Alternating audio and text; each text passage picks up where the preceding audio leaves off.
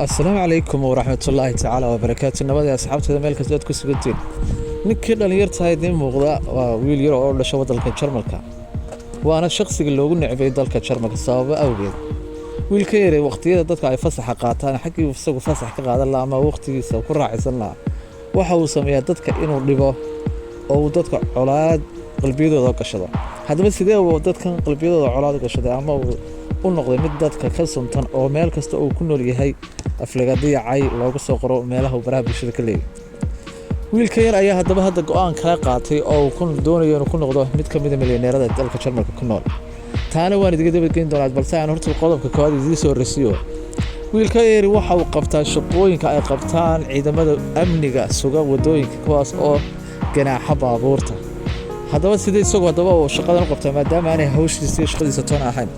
wiilka yar waxa uu sameeyaa sawir ayuu ka qaadaa dhammaan baabuurta meelaha qaldan la dhigo oo tusaale ahaan wadada oo baabuurka meesha loogu talagalay laga leexiyo meel qaldan la dhigo oo keeni kara dad inay wax ku noqdaan ama xitaa haddaan uu keeni karin meel waxyaabo khatar ah oo uu yaalo meel leexsan oo laakiin sidii loogu talagalay ahaan uu dhigo qofku kaliya waxa uu ka qaadaa sawir waxaan uu diraa qolada qaabilsan ganaaxyada dabta qofkii oo ogeyn oo islahayn baba ganaax fa ku noqon baa qofkii ganaax guriga loogu soo tuuraa dabada taasina waxay keentay dhammaan dadku inay colaad aad u weyn u qaadaan iyagoo baraha bulshada goobaha uu ku leeyahay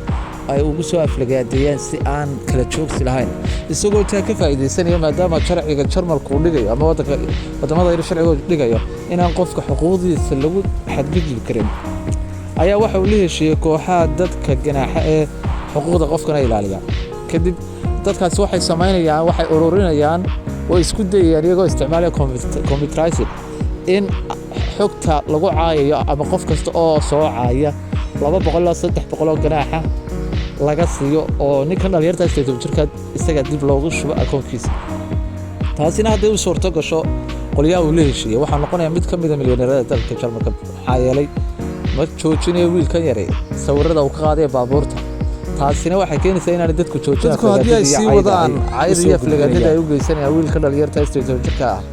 taasi waxay isaga horseedaysaa sidoo isagu rajaynayo inuu lacag fara badan helo qolyahan kalena waxay u horseedaysaa xanaaqooda inuu sii wato haddii uu isna sawirada sii wado aad ba asxaabteeda qaaliga bal haddii uu kugu dhaco ganaax ninka yar uu horseedu yahay adiguna maxaad sameyn lahayd ma ku biir leed qolyahooyinka aflagaadinaya mise salaamu alaykum asxaabteeda qaaliga